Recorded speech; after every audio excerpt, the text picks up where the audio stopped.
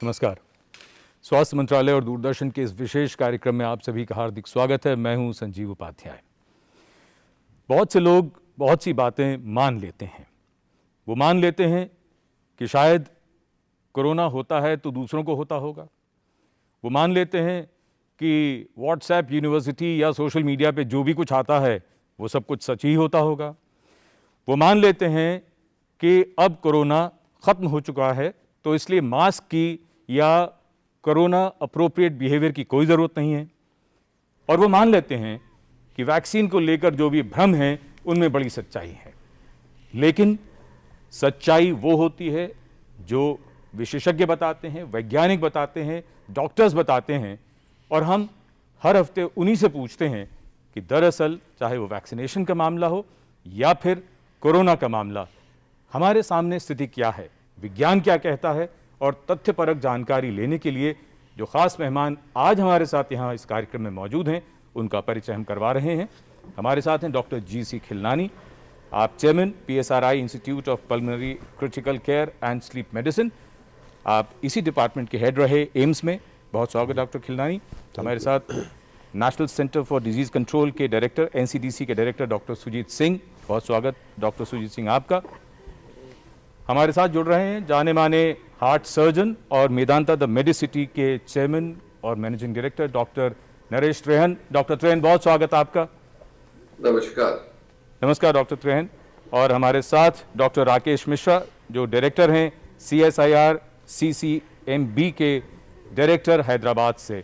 बहुत स्वागत डॉक्टर राकेश मिश्रा आपका भी। और चर्चा की शुरुआत सबसे पहले डॉक्टर सुजीत सिंह, लगभग 1 महीने पहले आप इस कार्यक्रम में आए थे और तब आपने इशारा किया था कि कोरोना जिस रफ्तार से बढ़ रहा है वो चिंता का कारण इसलिए भी है क्योंकि वो छोटे शहरों में अब पांव पसार रहा है। आज अगर हम स्थिति की बात करें, नंबर ऑफ केसेस पूरे भारत में और महाराष्ट्र में और छोटे छोटे शहरों की अगर हम बात करें, एपिडेमियोलॉजी के हिसाब से क्या तस्वीर हमारे सामने आ रही है? आपने बहुत ही सही बात कही कि हम लोगों के मन में जो एक कॉम्प्लेसेंसी की भावना आ जाती है, और ख़ास तौर पर ये भावना कि ये हमको नहीं होगा दूसरों को होगा, और इतनी कुछ बात नहीं है डरने की, जो हम लोग ये सोचना, जानकारी सबको है।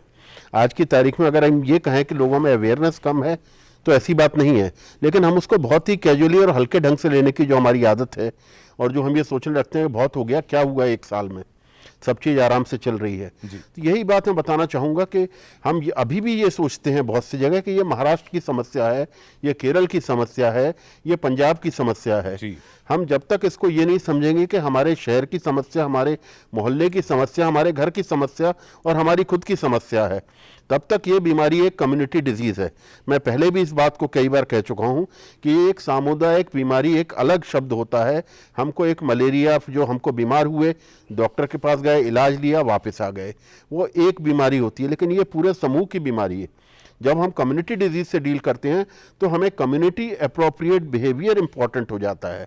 हमारा अकेले का बिहेवियर बहुत ज़्यादा इम्पैक्ट नहीं कर पाता। तो इसीलिए हमको, जैसे आप देखेंगे अब जापान में, कोरिया में, जहाँ पूरी कम्युनिटी का बिहेवियर चेंज हो गया है, तो अगर हम इसको अपने जीवन का रूप नहीं बनाएंगे तो हमको आज के महाराष्ट्र है, कल दिल्ली भी होगा, और परसों ऐसे हमारे यूपी के छोटे शहर भी होंगे, जहां आप देख ही रहे हैं कि ट्रेंड किस तरीके से हमको एक अलग चैलेंजिंग सिचुएशन पर ले जा रहा है। जी, आप लोगों के व्यवहार की बात करें। जी डॉक्टर खिलानी, मैं चाहूँगा इसी बात को आप आगे बढ़ाएं। आपका क्या नज़रिया है इस बात को लेकर? लोगों में लापरवाही पूरी तरह से आ गई, उन्होंने मान लिया, फिर चाहे वो मिलकर खाना खाना हो या कहीं भी जाना हो, उन्होंने मान लिया कि अब तो कोई डरने की बात नहीं। नहीं, ऐसा नहीं है कि लोगों को डर नहीं है, लोग थक गए। 1 साल हो गया, 1 साल हो गया। शुरू में जब प्रधानमंत्री ने आह्वान किया था तो लोगों ने तालियां बजाई, थालियां बजाई। उसके बाद लॉकडाउन हुआ, उसके बाद हर चीज़ को छूने के बाद सैनिटाइज़र यूज़ करना, हर बार हाथ धोना, हर जगह ये इंस्ट्रक्शंस आए, ये करे, करते करते करते। और एक दूसरी बात ये कि साइकिल होती है हर चीज़ की, तो उस साइकिल में, जैसे मैं दिल्ली की बात करूं क्योंकि हम दिल्ली में रह रहे हैं, तो दिल्ली में एक ऐसा टाइम आया कि 2 डिजिट्स में पहुंच गए, 2 डिजिट में पहुंच गए हम कि कोरोना केसेस दिन में 100 से भी कम थे। लेबॉरेटरी में, कई लेबॉरेटरी में 0% पॉजिटिविटी भी आ गई थी। तो उस समय ये हुआ कि एक कॉम्प्लेसेंसी आ गई। एक आदमी का नेचुरल रिएक्शन होता है कि आदमी अगर पड़ोस में कोई डेथ हो जाती है तो उसको बहुत असर होता है, और अगर टीवी पे आ रहा है कि 50 लोग मर गए और रोज़ ही अगर आ रहा है तो उस पर उतना इफ़ेक्ट नहीं होता। मेरे ख्याल से ये सब अगर कंबाइन किए जाए और जो कोविड बिहेवियर का फटीग हमारे बीच में आ गया, उससे ये हुआ कि लोगों ने उसको एक तरह से छोड़ दिया। इसको कहते हैं फेट कंप्लाई, कि भाई ये ठीक है, ये कोरोना के साथ जीना ही है तो ऐसे ही जीना है। लेकिन और दूसरा ये भी है जो आपने बहुत अच्छी बात कही कि भाई ये महाराष्ट्र में 9,000 केस हो रहे हैं, हमारे यहाँ थोड़ी हो रहे हैं। लेकिन ये जैसे डॉक्टर सुजीत सिंह पहले भी बता के गए थे कि इस बीमारी का अटैक रेट बहुत ज़्यादा है। हर बीमारी का अटैक रेट होता है। अटैक रेट का अर्थ ये होता है कि अगर 9 लोग एक्सपोज हुए बीमारी से तो 9 को या 8 को या 7 को, इससे अटैक रेट डिफाइन करते हैं। अगर ये हमारे दिल्ली में या किसी भी शहर में, गांव में, कस्बे में अभी हमारी बहुत बड़ी ससेप्टेबल पॉपुलेशन है, वो ससेप्टेबल पॉपुलेशन को जब तक वैक्सीनेट नहीं हो जाएगा या फिर जब तक, या फिर इन्फेक्शन, जब इन्फेक्शन होगा तो 1.5% डेथ भी होगी, चाहे आप कुछ ही कर लो। कोई कहे कि अब माइल्ड केस हो गए, ये हो गए, ये मैं मानने को तैयार नहीं हूँ। ये ठीक है कि हमारा इलाज अच्छा हो गया है, हम लोग जल्दी पहचानते हैं, जल्दी एडमिट करते हैं, उनको ऑक्सीजन देते हैं, सब कुछ देते हैं। लेकिन मैं एक डॉक्टर की हैसियत से बता सकता हूँ क्रिटिकल केयर कि हम लोग लाचार हो जाते हैं, कुछ लोगों को नहीं बचा पाते।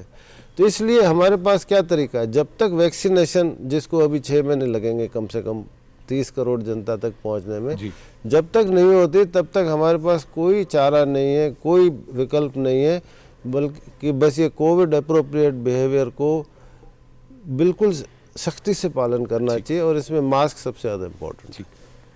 डॉक्टर नरेश त्रेहन, यही सवाल हम आपसे करना चाहेंगे। ये जो मामले बढ़े हैं, अब 2 बातें जो सामने आई, डॉक्टर सुजीत सिंह और डॉक्टर खिलनानी जो कह रहे हैं कि लोगों की कुछ लापरवाही और दूसरी तरफ थकान, क्या ये भी एक संयोग है कि और उसी वक्त टीकाकरण शुरू हुआ तो कुछ लोगों में वो थकान वाली बात भी है, लापरवाही, और फिर लोगों को लगा कि अब तो टीका आ ही गया है तो अब तो धीरे धीरे ये खत्म ही हो जाएगा, और चांस की बात है कि उन दिनों में केसेस कम भी होने शुरू हो गए थे। आप क्या कहेंगे डॉक्टर त्रेहन? तो जैसे मेरे डॉक्टर भाइयों ने पहले भी बोला कि इसके कई कारण हैं, और उन्होंने जो बातें बोली वो सही हैं, पर इसके साथ साथ ये भी है कि जैसे हमने खुलना शुरू किया, दफ्तर खुलने शुरू हुए, लोगों ने मास ट्रांजिट में ट्रैवल करना शुरू किया, तो ये फॉल्स सेंस ऑफ सिक्योरिटी भी आ जाती है कि भाई अब ये तो सिग्नल यही है कि आहिस्ते आहिस्ते हम अपनी लाइफ को नॉर्मल पे लाएं। और जैसे बोला गया कि इनके जो आंकड़े थे वो आंकड़े मिसलीडिंग थे हमें, कि भाई ये, पर हमने एक चीज नहीं याद रखी कि हमने ये बात प्रूव हो गई है कि हम जैसे दुनिया में है वैसे ही हमारे लिए ये पैटर्न वही है। हमने पहले सोचा था हो सकता है हिंदुस्तान में BCG लगी है, हिंदुस्तान में गर्मी बहुत होगी, ये फिर वायरस यहाँ खत्म, हमारी इम्यूनिटी बहुत जबरदस्त है। ये सब बातें हम जिसको कहते हैं विशुअल थिंकिंग कर रहे थे कि हाँ हो सकता है कि हमारी रोबस्टनेस इतनी है, हम इतने यूज्ड टू हैं इन्फेक्शन के, तो ऐसा शायद कम हुआ। पर ये गलत प्रूव हुआ, जो दुनिया में हुआ वो हमें हो रहा है। तो इसलिए हमें सीखना चाहिए। अगर जो आप पेंडेमिक देखेंगे स्पेनिश फ्लू की, उसमें भी यही आया था कि जो सेकंड वेव आई थी वो इससे बहुत भयंकर रेट से बढ़ी थी। फिर उसके बाद थर्ड वेव आई, माइल्डर होता जाएगा। ये भी अगर जो वही पैटर्न रहा वायरस का तो ये माइल्डर ही होता जाएगा, पर इससे हमें कोई राहत नहीं है। अब आप कुंभ आया, होली आई, इलेक्शंस हो रहे हैं, तो ये ऐसा होना ही था। लोग ट्रैवल करना शुरू कर दिया तो ये होना ही था। बट एक चीज हम भूल गए उसके अंदर कि जो हमने शुरुआत में भय से अपनी हिफाजत करी कि हम अननेसेसरी एक्टिविटी में इंडल्ज नहीं हो रहे थे, वो हम थोड़ा भूल गए। हमारा गार्ड नीचे हो गया, लोगों ने डिनर खाने शुरू कर दिए। अगर जो आप टेबल पे बैठेंगे 8 जनों के साथ इन अ क्लोज स्पेस और अपने मास्क उतार के खाना खाना पड़ेगा, और तो कोई तरीका नहीं है। और सारे इकट्ठे उतारोगे तो जरूर फैलेगी, अगर जो एक को भी होगा तो सबको होगा। तो ऐसे शादियां होने लगी, तो तो इसीलिए थोड़ा आप कह सकते हैं कि थोड़ा प्रीमेच्योर था। पर जैसे लाइफ और लाइवलीहुड की बातें करते हैं वो भी जरूरी है। तो हमें बैलेंस क्या करना है, हमारे पास 3 ही हथियार है। वो एक हथियार तो पहला जो पब्लिक के हाथ में है, जब तक पब्लिक कोऑपरेट नहीं करेगी कुछ नहीं होगा। तो इसीलिए हम सबको वही इंटेंसिटी से कोविड बिहेवियर, अप्रोप्रिएट बिहेवियर करना है जो हमने लास्ट ईयर किया था। जो जून से पहले 3 महीने जो लॉकडाउन हुआ था, उस बिहेवियर को बिना लॉकडाउन के हमें बिहेवियर को अडॉप्ट करना है। दूसरा हमारे पास है कि वो टेस्टिंग और ट्रेसिंग और उसकी आइसोलेशन एंड ट्रीटिंग वो भी इंटेंसिफाई करनी है। तीसरा ये है कि जितनी जल्दी हम वैक्सीनेशन कर सकते हैं, जितनी पॉपुलेशन को कर सकते हैं, उसको करें। अब जो कमी है वो वैक्सीनेटर्स की नहीं है, सेंटर्स की नहीं है। हर जगह लोगों ने अपना लिया है कि जो 250 रुपए में सब लगा रहे हैं, किसी को कोई नफा नहीं हो रहा, पर वो पब्लिक सर्विस के लिए सारे प्राइवेट हॉस्पिटल, गवर्नमेंट हॉस्पिटल लगा रहे हैं। अब लिमिटेशन तो वैक्सीन की है कि कितनी मिलेगी और कब ये हम इतनी पॉपुलेशन को कर सकेंगे। इन अ वे हम फॉर्चुनेट है कि हमारे घर में ही मैन्युफैक्चर हो रही है, पर इसमें ये है कि हमें ये देखना है कि जितनी ज्यादा से ज्यादा वैक्सीन बनाई जा सकती है, और जो नई वैक्सीन है जिसके ऊपर जो चर्चा हो रही है आजकल, स्पुतनिक, अगर जो वो भी खरी उतरेगी तो उससे भी राहत मिलेगी हमें। सारी दुनिया, मैं तो अपने एक्सपीरियंस से बता रहा हूं, हमारे यहाँ इतनी लाइनें लगी हुई हैं लोगों की कि वैक्सीनेशन दो, पर वैक्सीनेशन इतनी है नहीं। अब इसको बहुत तेजी से इसके manufacturing, distribution system, cold chain और एलोकेशन, जहां चाहिए ज्यादा वहां एलोकेशन ज्यादा मिले, तो मेरे को ऐसा लगता है कि हम इसको जल्द से जल्द कंट्रोल में ला सकते हैं। ऐसे ही हमारे यहाँ सीरो सर्वे में निकल रहा है कि हमारी 25-30%, 40%, कहीं कहीं पॉकेट्स में इम्यूनिटी हो गई है क्योंकि उनके एंटीबॉडीज बने हुए हैं। तो अगर जो हम इसमें 30-40% और ऐड कर दें तो हिंदुस्तान का फ्यूचर बदल सकता है। तो मेरी तो एक ही वो है कि कॉन्सेंट्रेट ऑन पर्सनल बिहेवियर। और आप लोग भी अच्छा कर रहे हो कि हम सारा दिन टीवी पे चलता है और आप देख रहे हैं सारे एक्सपर्ट्स लगे हुए हैं, अपना टाइम निकाल के इतने व्यस्त होते हुए भी वो पब्लिक की एजुकेशन के लिए पूरा टाइम लगा रहे हैं और जोर जोर से बोल रहे हैं। और दूसरी चीज ये है कि वैक्सीनेशन जितनी जल्दी हम कर सकते हैं उतना अच्छा रहेगा। बिल्कुल। डॉक्टर राकेश मिश्रा, अब हम आपसे समझना चाहेंगे, ये तो बात हुई लोगों की, लोगों के व्यवहार की, लेकिन अगर हम वायरस के स्तर पर समझना चाहें, और ख़ास तौर पर जब पिछले हफ्ते की अगर हम बात करें तो जिसमें वायरस के बारे में डबल म्यूटेशन की बात हुई, तो पहली बात हुई कि हमारे दर्शकों को आप ये समझाएं कि डबल म्यूटेशन है क्या, और अगर वेरिएंट्स ऑफ कंसर्न की अगर हम बात करें तो हमारे देश में कितने ऐसे वेरिएंट्स हैं जो हमारे लिए चिंता का विषय हैं, और डबल म्यूटेंट जो है वो क्या है? देखिए, इस वायरस की एक सबसे बड़ी खास चीज़ है कि ये हमेशा बदलता रहता है, म्यूटेट करता रहता है। थोड़े दिनों पहले ही हमने कुछ 6000 आइसोलेट्स जो लोगों से, हिंदुस्तान के इन्फेक्टेड लोगों से लेके उनकी जीनोम सीक्वेंसिंग हुई थी, उसकी हमने एनालिसिस किया तो उसमें 7500 से ज़्यादा वेरिएंट दिखे थे। तो इसका मतलब ये बहुत नेचुरल चीज़ है, इसीलिए कॉमन फ्लू के लिए हर साल हमको वैक्सीन की ज़रूरत पड़ती है, वो अपना कवच बदलता रहता है। तो ये कोई नई बात नहीं है। ज़्यादातर जो वेरिएंट्स होते हैं वो किसी खास पर्पज़ उनका नहीं होता है, वो धीरे धीरे ख़त्म हो जाते हैं। वेरिएंट ऑफ कंसर्न वो होता है जो कि परसिस्ट करता है 10-15%, 20%। इसका मतलब कि वो जो है स्टेबल फॉर्म है वायरस का, वो फैल रहा है या स्टेबल है, और उसके ऊपर वायरस अपना नया कुछ बनाएगा। ये जो म्यूटेशन है ये लाइफ का सबसे, एक तरह से आप समझिए, बहुत इंपॉर्टेंट एस्पेक्ट है, इवोल्यूशन की बेसिस है म्यूटेशन। हम और आप लोग सब एक दूसरे से अलग इसलिए दिखते हैं क्योंकि हजारों साल पहले हमारे पूर्वजों ने कुछ म्यूटेंट आए थे, उनको हम इनहेरिट कर रहे हैं, इसलिए हम जेनेटिकली डिस्टिंक्ट होते हैं। वायरस ये चीज़ बहुत तेजी से करता है, मतलब वो हर एक आदमी से दूसरे आदमी तक पहुंचने तक अपना 1-2 अमाइनो एसिड चेंज कर लेता है। तो उसका पर्पज ये होता है कि क्योंकि वायरस की संख्या इतनी ज़्यादा है कि वो रिस्क लेता है, ज़्यादा से ज़्यादा उसमें से नाकाम होते हैं, लेकिन कुछ जो है वो सक्सेसफुल हो जाते हैं, वो अच्छी तरह से फैलेंगे, इम्यून सिस्टम को धोखा देंगे, मतलब एक तरह से वार चलता रहता है वायरस में और हमारी इम्यून सिस्टम के अंदर। तो ये वायरस में म्यूटेंट हमको डे 1 से पता था कि इसमें आएंगे। अभी तक लकी सिचुएशन ये है कि कोई ऐसा वायरस नहीं आया कि जो बहुत ज्यादा रीइंफेक्ट कर रहा हो। लेकिन इसका डॉक्टर मतलब कि डॉक्टर मिश्रा, माफ वैक्सीन कीजिए, मैं काम आपको कर रोकना चाहूंगा। अक्सर ये बहुत चिंता जाहिर की गई, इधर उधर सोशल मीडिया में भी ये बातें बहुत आई कि जो डबल म्यूटेशन हो गया है वो बहुत चिंता का कारण है। क्या ये सच्चाई है? नहीं, उस पे हम साइंस सीधा क्या आ कहती जाते हैं। डबल म्यूटेशन कोई ऐसी खास चिंता का विषय नहीं, ये वेरिएंट ऑफ कंसर्न है, क्योंकि कुछ जगहों पे ये 15-20% है, कहीं पे 30-40% महाराष्ट्र में दिखा है।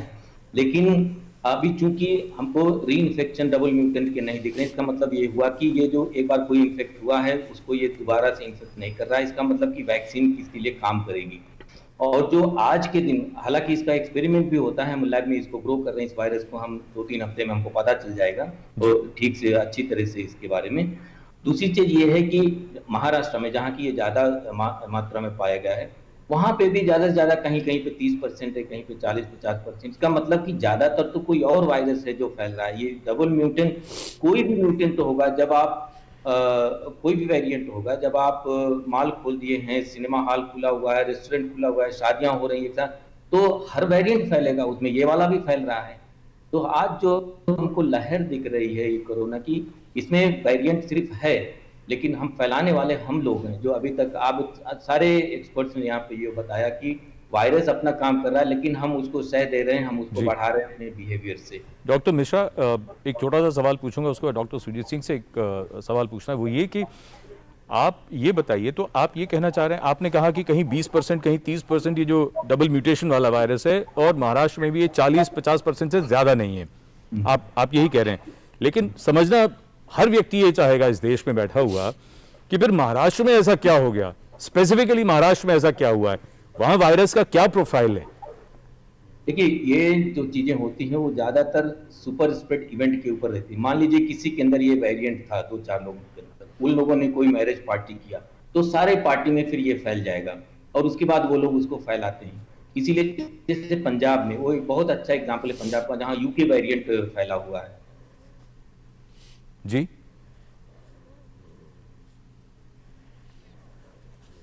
अच्छा, लगता है अभी फिलहाल उनसे हमारा संपर्क स्थगित हो गया है।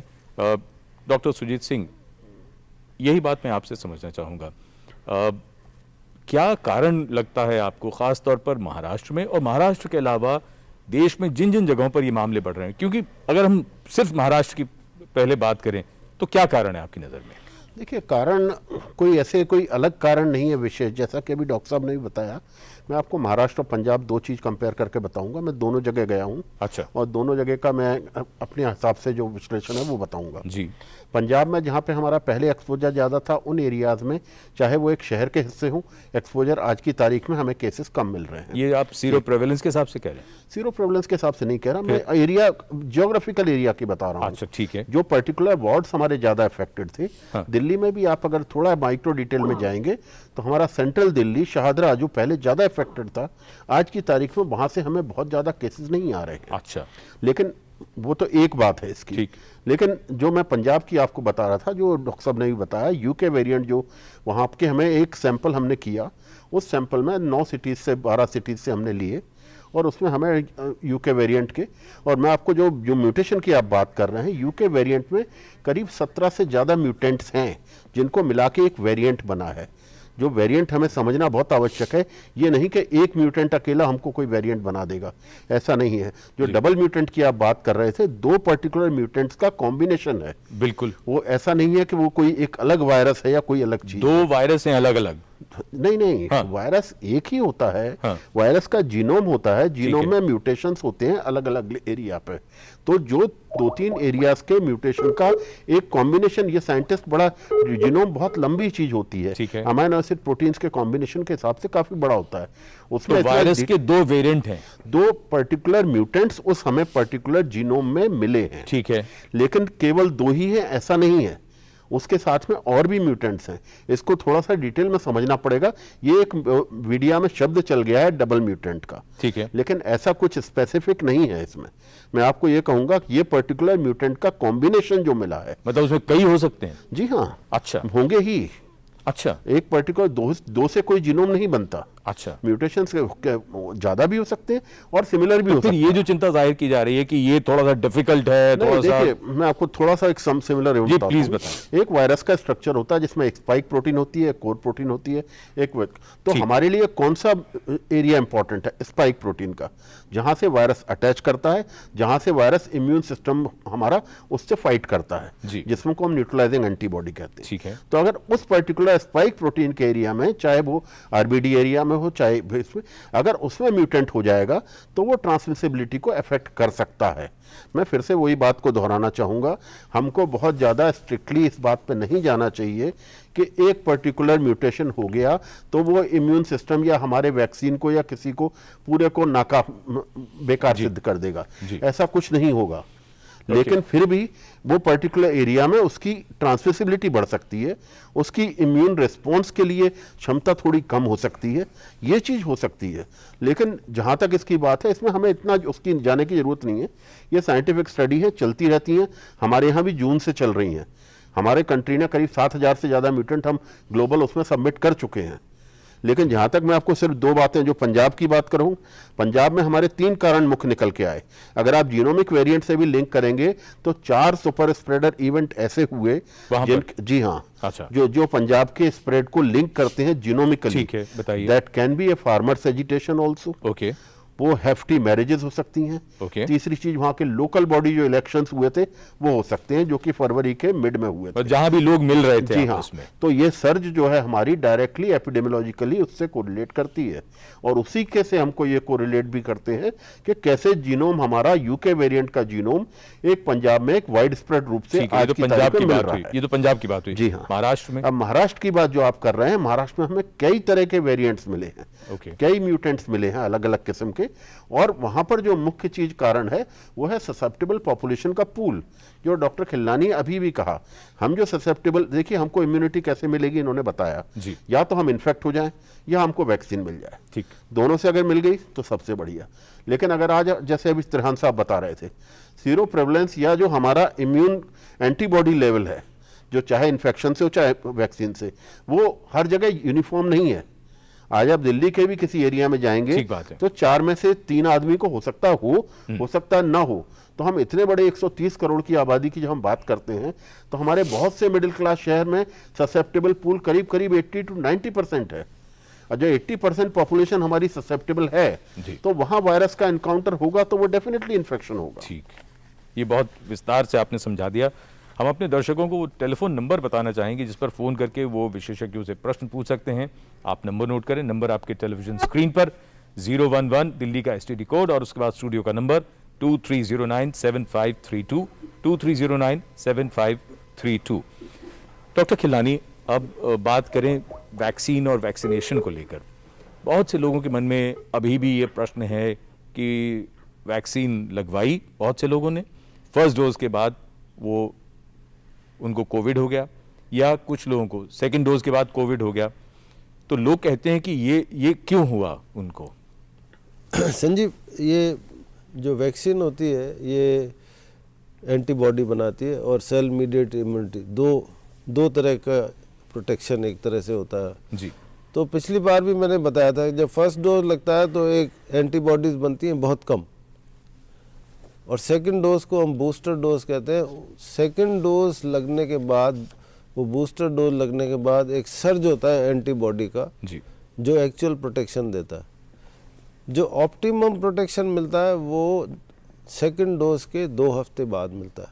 आजकल एक बहुत बड़ा डिस्कशन भी चल रहा है कि जो कोविशील्ड वैक्सीन है, एस्ट्रा वैक्सीन है, पहले 4 हफ्ते के बाद देते थे, अब उसको 6 से 8 हफ्ते कर दिया, क्योंकि स्टडी में ये बताया गया कि जब 6 से 8 हफ्ते के बीच में जब बूस्टर डोज लगता है तो उसका जो इम्यूनिटी डेवलपमेंट है वो ज़्यादा स्ट्रॉन्गर है। एक तो ये बात, पर ऐसा नहीं है कि पहले महीने में बिल्कुल इम्यूनिटी नहीं मिलती, लेकिन उसमें भी थोड़ा बहुत प्रोटेक्शन हमें मिलता है। लेकिन दूसरी बात है एफिकेसी के पीछे सब पड़े हुए हैं। Pfizer vaccine 94%, Moderna vaccine 94-95%, Covaxin 81%, Covishield 71%। ये एफिकेसी इस तरह से कैलकुलेट करते हैं कि जब आप 100 लोगों को जिनको वैक्सीन लगी है जी, और 100 लोगों को जिनको वैक्सीन नहीं लगी है उनको अगर 3 महीने तक फॉलो करते हैं तो कितने % लोगों को वैक्सीन वाले आर्म में होता है और कितने % लोगों को बिना वैक्सीन के आर्म में, उसका जो डिफरेंस होता है उसकी परसेंटेज को हम एफिकेसी कहते हैं। लेकिन दूसरी बात जो समझने वाली है और जो कि बहुत पॉजिटिव है कि ये स्पेशली एस्ट्रा वैक्सीन के साथ, जो कोविशील्ड वैक्सीन के साथ जो स्टडी आई है कि जिनमें इन्फेक्शन होता है वैक्सीन लगने के बावजूद भी, चाहे वो 2 हफ्ते सेकेंड डोज के 2 हफ्ते बाद भी, वो इन्फेक्शन या तो माइल्ड होता है या फिर वो एसिम्प्टोमेटिक होते हैं। मतलब कि वो लोग आईसीयू में नहीं पहुंचते, उनकी डेथ, वो जो सक्सेस है वो close to 100%। This is extremely good news. और इसका एक दूसरा भी पहलू है। दूसरा पहलू ये है कि 60% ऑफ द कम्युनिकेशन, 60% जो कम्युनिकेशन होता है जो डिजीज़ का, ये साइंटिफिक डेटा है। 60% कम्युनिकेशन इज बाय एसिम्प्टोमेटिक और माइल्डली सिम्प्टोमेटिक, क्योंकि जिसको तेज़ बुखार होगा वो तो जाएगा अस्पताल, अपना टेस्ट कराएगा। जिसको बुखार हुआ ही नहीं, गला ख़राब ही नहीं हुआ, वो तो फैलाता रहेगा। और या जिसको हल्का सा सिम्टम है, जुकाम वुकाम है, वो कहता नहीं मुझे कुछ नहीं, वो भी फैलाता रहेगा। ये ज़रूरी है, अब मैं बस ख़त्म करूँगा, ये ज़रूरी है कि जो वैक्सीनेटेड लोग हैं उन पूरा वैक्सीनेशन के बाद भी उनको अगर बीमारी हुई, अगर वो 20% में आते हैं, हाँ, तो उनको माइल्ड डिजीज़ होगी और वो उनका पोटेंशियल फैलाने का उतना ही होता है जितना किसी भी कोरोना का होता है। तो इसलिए ज़रूरी है कि आप कोविड अप्रोप्रिएट बिहेवियर, जिनको वैक्सीन लगी हुई है उनकी भी उतनी ही जिम्मेदारी है कि मास्क को अच्छे से पहने और सारा बिहेवियर उसी को फॉलो करें। तो ये बहुत महत्वपूर्ण बात है। टीकाकरण के दौरान और टीकाकरण के बाद भी हमको मास्क लगाना है, उन तमाम चीज़ों का पालन करना है जो हम पिछले 1 वर्ष से कर रहे हैं। और टीकाकरण का कार्य किस तरह से चल रहा है, हर हफ्ते हम आपको एक रिपोर्ट दिखाते हैं। इस बार की रिपोर्ट है नई दिल्ली के लेडी हार्डिंग मेडिकल कॉलेज से।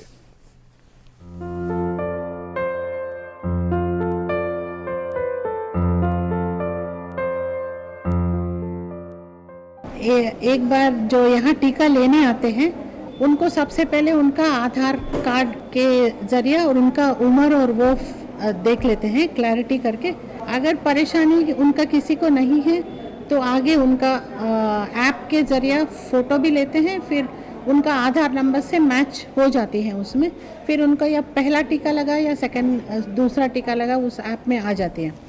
आने के बाद उसको वहाँ टोकन मिलता है कि कौन सा सेशन में जाना है, पहले में जाना है या सेकंड में जाना है। पहले में ऑल बुजुर्गों को हमने पहला सेशन दिया था कि उनका लाइन ही अलग हो और उनका अपना लाइन में उनकी परेशानी ना हो और कोई उनके साथ में हो। वो टीका लगने के बाद पहला सेशन वाले को इधर ऑब्जर्वेशन में रखते हैं कि उनको आधा घंटे का वेटिंग, उसमें उनके ज़रिए उनको कोई परेशानी तो ना हो। और आधा घंटा वेट करने के बाद उनकी सब तसल्ली से, वो भी तसल्ली में हो, हम भी तसल्ली में हो कि सही है, तब उनको हम ये बोल के भेजते हैं कि सेकेंड डोज के लिए कब आना है। मैंने खुद फर्स्ट डे वैक्सीनेशन लिया 16 जनवरी को और 13 फरवरी को सेकेंड डोज ली और हम लोग सब स्वस्थ हैं और कोई व्यक्ति को कोई एडवर्स रिएक्शन मेजर नहीं हुआ अभी तक हमारे सेंटर पे। हम लोगों का टारगेट जो है हर रोज़ का 200 वैक्सीनेशन पर डे का है, कभी कभी उससे एक्सीड भी कर जाते हैं। हम हर एक से आग्रह करेंगे कि जब भी नंबर आए आपका, ये सब कोविन ऐप के थ्रू होता है या आरोग्य सेतु ऐप के थ्रू होता है उसका पंजीकरण, तो जब भी आपका पंजीकरण हो जाए और आपको मैसेज आए कि आपको जाके वैक्सीन लगाना है, तो कृपया करके ज़रूर जाके उस दिन वैक्सीन लगाएं। सरकार की तरफ से जितनी गाइडलाइंस हैं उसमें सभी सेंटर्स में बहुत अच्छे से प्रिकॉशंस लिया जाता है। आपकी डॉक्टरी देखभाल में सब काम देखा जाता है और तभी आपको वैक्सीन लगाई जाती है। यहाँ पे ट्रेन्ड प्रोफेशनल्स हैं लगाने के लिए, तो आप ज़्यादा से ज़्यादा लोग आएँ और अपने आप को सुरक्षित करें। मैं अपना सेकेंड डोज यहाँ कोवैक्सीन का लेने आया हूँ लेडी हार्डिंग मेडिकल कॉलेज में और मैंने अभी जस्ट लगाया अपना सेकेंड डोज। फर्स्ट डोज मैंने करीब 1 महीने पहले लगाया था और इसके दौरान मेरे को कोई दिक्कत नहीं आई है। थोड़ा एक दिन के लिए बोल सकता हूँ कि मेरे को थोड़ा बहुत डिस्कम्फर्ट था, लेकिन कोई पेन या फीवर या मैलेज ऐसा कुछ नहीं हुआ। और अभी भी मेरे को लगता नहीं है कुछ है, 1% थोड़ा डिस्कम्फर्ट है हाथ में और दवाई कुछ नहीं है। तो हम चाहेंगे कि हर एक आदमी घर के बाहर आए और जैसे जैसे गवर्नमेंट खोल रही है एज ग्रुप को लेके हम अपना इंजेक्शन का डोज लगवाएं, इम्यूनाइजेशन का डोज लगाएं, सो दैट हम सेफ रहें इस बीमारी से, जो एक महामारी हमारे कंट्री में और ग्लोबली आया हुआ है, इससे सेफ रहें। तो मैं इसी के साथ कहूँगा, together we can and we will. मैंने दोनों डोज वैक्सीन कोवैक्सीन ले ली है। आखिरी डोज मेरा 11 मार्च को लगा है। मुझे कोई साइड इफ़ेक्ट्स नहीं हुए। ये वैक्सीन बहुत सुरक्षित है और मैं चाहूँगी कि ज़्यादा से ज़्यादा लोग आके ये वैक्सीन लगाएं, अपने को, अपने परिवार को, अपने सोसाइटी को सुरक्षित रखें। मैंने अपनी दोनों कोविड वैक्सीन लगवा ली है। कोविड वैक्सीन आप सबको लगवाना चाहिए, क्योंकि कोविड वैक्सीन से आगे आपको कोविड होने का खतरा बहुत कम हो जाएगा।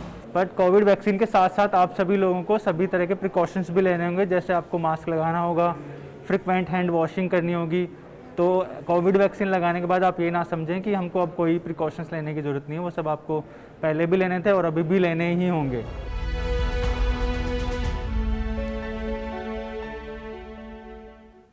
तो जिसकी भी उम्र 45 के ऊपर है वो सभी टीकाकरण के लिए आगे आएँ, टीका लगवाएं और सुरक्षित हों, और इसी तरह उनका परिवार भी सुरक्षित होगा। हम आगे बढ़ें चर्चा में, उससे पहले बिहार से ओमकार नाथ मिश्रा हमारे एक दर्शक हैं टेलीफोन लाइन पर।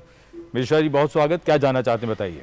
जी सर नमस्कार। नमस्कार जी, पूछिए। दादाजी हमारे हार्ट के पेशेंट हैं, एंजाइना पेक्टोरिस का जी, और उम्र उनकी 73 ईयर्स हुई। तो सर पूछ रहे थे कि उनको वैक्सीनेशन हो सकता है ना कोविड का। मिश्रा जी अपना सवाल रिपीट करेंगे, आप दोहराएंगे जरा। जी जी जी मेरे चाचा जी हैं, उनकी उम्र जो है 70 ईयर्स है। 70 ईयर्स, अच्छा 70 साल के हैं जी, और जो है वो एंजाइना पेक्टोरिस के पेशेंट हैं। अच्छा, एंजाइना के।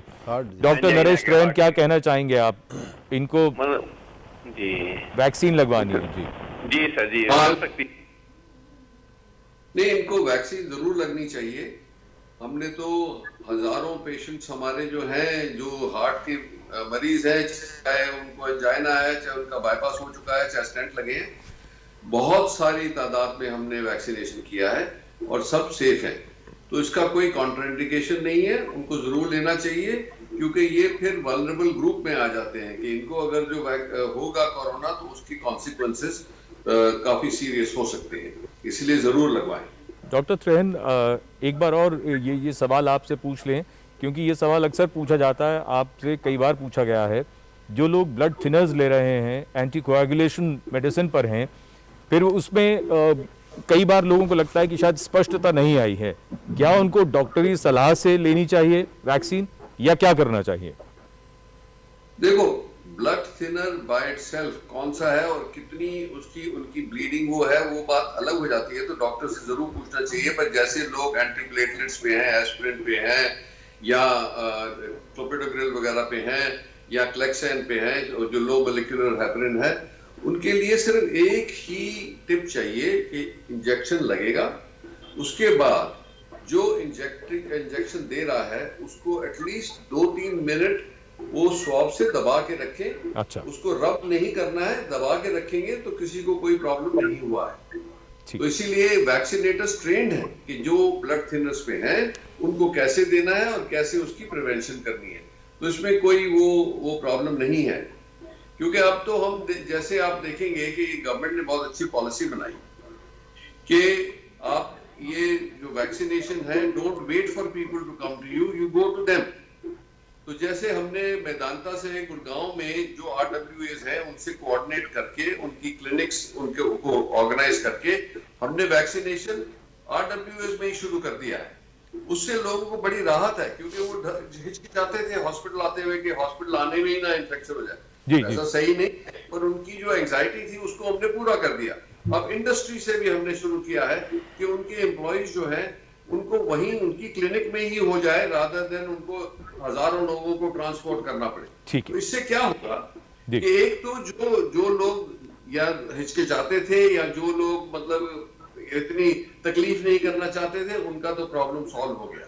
और जो उनमें से क्योंकि जो वो भी अफोर्ड नहीं कर सकते थे, ये 250 रुपया या अपनी फैमिली के लिए 2-4 हजार रुपया हो सकता है जो बड़ी फैमिली हो, तो उसके लिए भी फ्री वैक्सीन दी जा रही है CSR के थ्रू।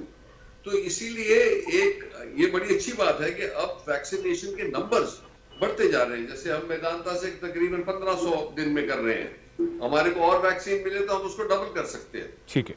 तो आने वाले टाइम में मुझे ये उम्मीद है कि जैसे जैसे वैक्सीन उपलब्ध होती जाएगी ये नंबर्स बढ़ते जाएंगे, और हम जो वो 3 करोड़ लोगों को जो हमने करना है, 30 करोड़ लोगों को, सॉरी, वो 30 करोड़ लोगों को जितना जल्दी हम वैक्सीनेट करेंगे उससे राहत मिलेगी और लाइफ और लाइवलीहुड का बैलेंस वापस आ जाएगा। बिल्कुल। और इससे पहले हम चर्चा में आगे चलें, वेस्ट बंगाल, पश्चिम बंगाल से हमारे दर्शक अजय बैनर्जी टेलीफोन लाइन पर। अजय जी, बहुत स्वागत। क्या जानना चाहते हैं, बताइए, पूछिए आप। हाँ, नमस्कार। आप सभी को बहुत बड़ा धन्यवाद। आपको भी नमस्कार। अजय जी बताइए। मेरा एक सवाल है, जो सेकेंड डोज का वैक्सीनेशन कंप्लीट होने के बाद जी उसमें शरीर में एंटीबॉडी तैयार हुआ नहीं हुआ, ये कैसे हम पता करेंगे? सॉरी, हाँ, ये पूछिए। डॉक्टर खिल्लानी। अजय जी जानना चाहते हैं कि एंटीबॉडीज हुआ है तैयार नहीं हुआ, नहीं हुआ, कैसे पता चलेगा? एक्चुअली तो उसका टेस्ट तो करा सकते हैं, IgG एंटीबॉडीज़ का टेस्ट उपलब्ध है, लेकिन उसकी रिकमेंडेशन नहीं है। आप जैसे मैंने बताया कि 2 तरह की इम्यूनिटी होती है, एक तो ह्यूमरल इम्यूनिटी होती है जो एंटीबॉडी के थ्रू टेस्ट होती है, और जो सेल मीडिएटेड इम्यूनिटी होती है वो रिसर्च टूल होता है। तो आप एंटीबॉडी टेस्ट कराएंगे, अगर वो पॉजिटिव आएगा तो खुश हो जाएंगे, अगर नेगेटिव आएगा तो मायूस हो जाएंगे। तो ये मानना चाहिए कि अगर आपको वैक्सीनेशन लगी है तो आपकी इम्यूनिटी डेवलप हो जाती है।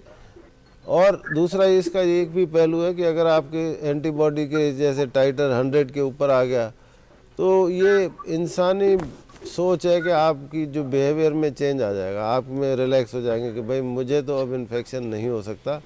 तो आपको जो कोविड अप्रोप्रिएट बिहेवियर की हम जो सुबह शाम बात करते हैं उसमें भी रिलैक्सेशन आ जाएगा। तो मेरी सलाह ये है कि आप एंटीबॉडी टेस्ट के पीछे ना जाएं। आपने वैक्सीन लगा लिया है, बहुत अच्छी बात है, और आप अपना जो है ना नॉर्मल जीवन व्यतीत करें। सिर्फ ये 3 चीज़ें जो कोविड के लिए जो बिहेवियरल है उसको फॉलो करें। जी डॉक्टर मिश्रा, आप हमसे फिर से जुड़ गए हैं। मैं आपसे यहाँ ये समझना चाहूँगा, जब आप पिछली बार बात कर रहे थे वायरस के बारे में, म्यूटेशंस के बारे में, अभी जीनोम सीक्वेंसिंग और वायरस की स्टडी से हमारे सामने क्या जानकारी है, अभी हम कितना समझें इस वायरस को और ये कैसे बिहेव करेगा आगे, क्या हम कुछ अंदाज़ा लगा सकते हैं?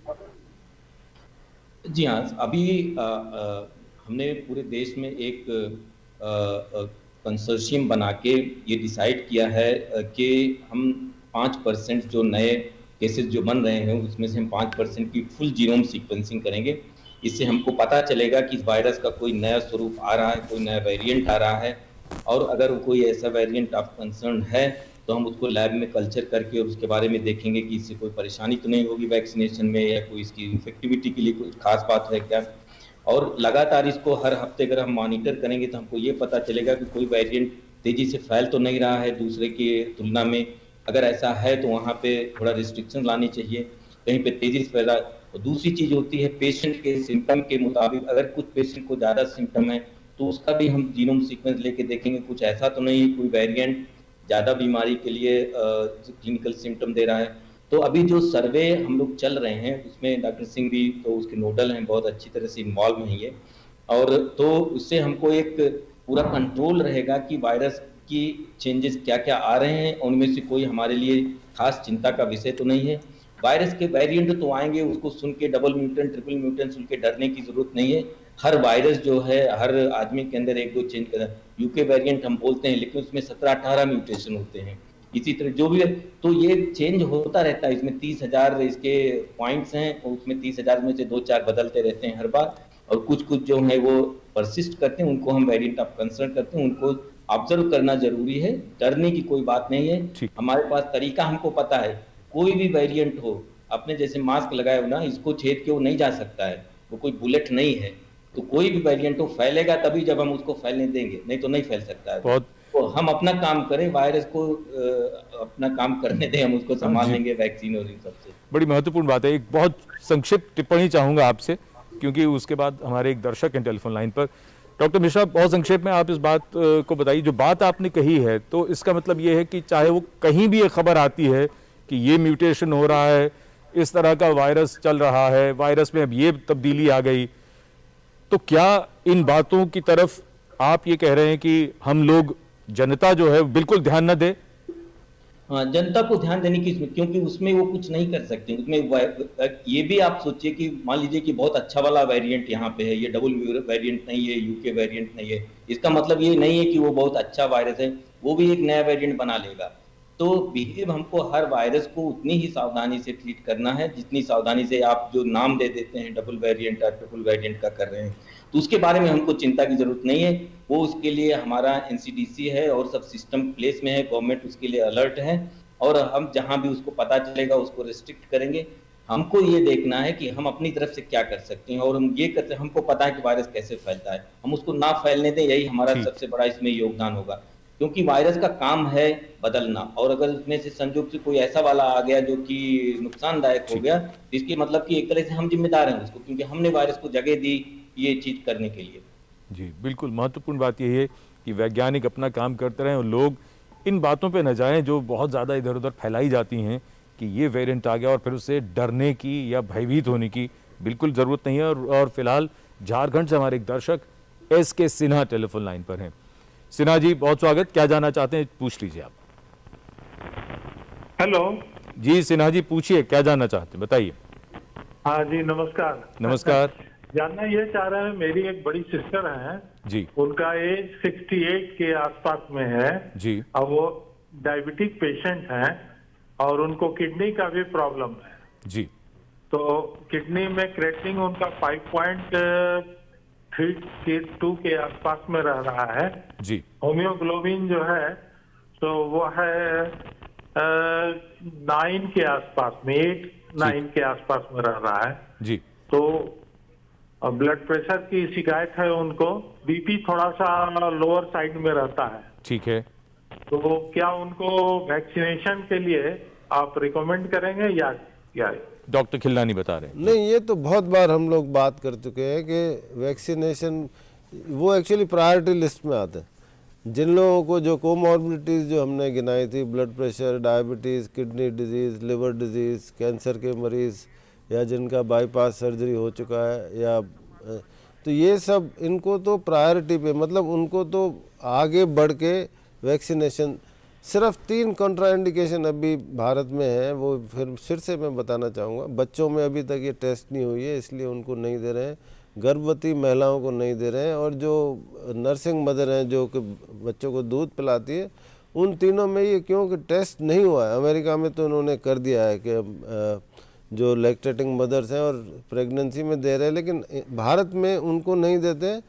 उसके अलावा कोई भी कॉन्ट्रा इंडिकेशन नहीं है। सिर्फ जिनको कभी एनाफाइलैक्सिस, जिसको बहुत सख्त एलर्जिक रिएक्शन हुई हो, जो बिल्कुल सीरियस ICU तक पहुंचने वाली होती है, या फिर बहुत सीरियस बीमारियां होती है जैसे हीमोफीलिया, जिसमें कि ब्लड का जो थक्का बनने का जो प्रक्रिया होती है वो कंजेनाइटली जन्म से होती है, उनको विशेष ध्यान रखना होता है। इसके अलावा कोई भी कॉन्ट्राइंडिकेशन नहीं है, और आपकी बहन को जल्दी से जल्दी कोविड वैक्सीन लगानी चाहिए। जी बिल्कुल, वैक्सीन सबको लगवानी है, जिन जिन की बारी आती जाए वैक्सीन लगवाइए। और वैक्सीन लगाने के साथ जैसे कहते हैं कि दवाई भी और कड़ाई भी, यानी मास्क भी लगाना है, बिल्कुल भूलना नहीं है, ना हमें ना आपको। दवाई भी कड़ाई भी का मंत्र लिए वैक्सीनेशन की चल रही है लहर, गांव-गांव, शहर-शहर। लेकिन जब इतना किया है सब्र, तो थोड़े और समय रखें कोरोना पर कड़ी नजर। ना छोड़ें 2 गज दूरी, सैनिटाइजेशन और मास्क की सावधान डगर। रहें इस खतरे से सचेत हर प्रहर। कोरोना को हराना है तो मास्क जरूर लगाना है। Mask up India. Mask up India.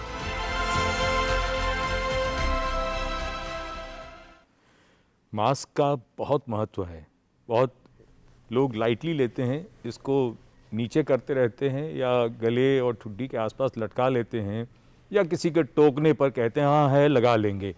Doctor खिल्लानी, जरा बताइए क्या कहती है लेटेस्ट स्टडी? संजीव, मैं आपको वैज्ञानिक प्रमाण दूंगा। जी। पहले तो मैंने बताया कि 60% जो ट्रांसमिशन होता है वो एसिम्टोमेटिक या माइल्डली सिम्टोमेटिक लोगों से होता है। और पिछले 1 साल में हमने जाना है और सीखा है कि जो हम बातें कहते हैं, सोशल डिस्टेंसिंग और हैंड हाइजीन और मास्क, सबसे ज़्यादा कारगर, सबसे ज़्यादा ट्रांसमिशन ड्रॉपलेट इन्फेक्शन से होता है और उसका सबसे बेस्ट प्रिवेंशन जो है वो मास्क के ज़रिए होता है। ये 1 अप्रैल को एक स्टडी आई है Jama, journal of American medical association में, परसों। जी हाँ, परसों ये स्टडी आई है। उसमें इन्होंने कुछ डेटा जो इतने ग्लेयरिंग है कि 15 स्टेट, जो अमेरिका में हर स्टेट के अलग अलग रूल्स होते हैं, जब उन्होंने मास्क को मैंडेट किया, मतलब कानून बना दिया कि मास्क लगाना है सबको, तो 2 लाख केसेस कम हुए। ये इनका साइंटिफिक स्टडी है। उसके अलावा 4 स्टेट में जब ये पाया गया कि 20 दिन के अंदर, जब कानून बनने के 20 दिन के अंदर मौत की दर भी कम हो गई कोरोना से और कोरोना की रेट भी कम हो गई। कहने का मतलब ये है कि भारत में 138 करोड़ की जनता है, हर जगह सोशल डिस्टेंसिंग नहीं हो सकती। सरकारी अस्पताल में, रेलवे स्टेशन पे सोशल डिस्टेंसिंग मुश्किल काम है, लेकिन मास्क लगाना तो हमारे हाथ में जी। अगर 2 जनों ने मास्क लगा रखा है जी, तो हार्डली एनी चांस है कि वो ट्रांसमिट होगा। तो इसलिए ज़रूरी है कि हमारे हाथ में सोशल डिस्टेंसिंग मुश्किल है। अगर आप दुकान पे जा रहे हो, छोटी सी दुकानें होती हैं, 10 लोग होते हैं। दूसरी बात मैं बताना चाहूँगा, duration of exposure is very important. जो डॉक्टर त्रियान ने कहा ना कि शादियों में लोग खाना खाते हैं जी, आप आधे घंटे तक खाना खा रहे हो साथ में बैठ के, तो कोई चांस ही नहीं है कि अगर एक आदमी इन्फेक्टेड है तो दूसरा और इन्फेक्शन। ऐसे माहौल में जब लोग मिलते हैं बहुत दिनों बाद तो बातें करते हैं, बात करते समय, हंसते समय, चिल्लाते समय जो वायरस आता है वो बहुत दूर तक जाता है और बहुत ज़्यादा मात्रा में वायरस फैलता है। अच्छा। आप दुकान पे जानते हैं, दुकान पे आपके पास लिस्ट होती है कि 10 सामान खरीदना है।